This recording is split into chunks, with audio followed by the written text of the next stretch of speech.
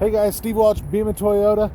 Just responding to a question here about steps on the Tacoma and the 4runner or running boards, as a lot of people call them. So wanted to show you. Now I've already done a video on the Tacoma, of course. I'll post that as well. But you've got 4 real steps that you can get with the 4runner as a factory option. But you can definitely add steps aftermarket. It's set up to receive them. So no matter which 4runner you have, if you don't like the steps that I'm about to show you, you can always get your own and kind of go from there. So first step I'm going to show you is this one right here. It kind of get a little bit close for you here. This is on the blackout edition. I'm going to show you the difference between the non-nightshade. This is called nightshade, by the way. On the non-nightshade edition and this one, so you can always rewind it, come back to this. But this is one of the steps. It's a flat step. It's a board type step for you. Now I'm going to come over here and I'm going to show you this one first. This is the non-nightshade edition of the same step. You'll see the chrome on the bottom here.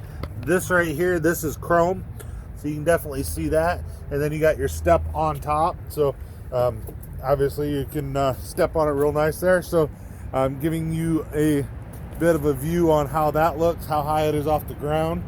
You also have the ability to get a slightly different step. This is more of your off-road step. Looks a little bit more rugged. It's a little thinner than what the other step would be. But this one's on and off-road, so you can get that. The 4th type of step that you can get is called a Predator tube step. Same type of step that you can get on your Tacoma, of course. But this is your Predator tube step on a vehicle. You can see this one beside it has it as well.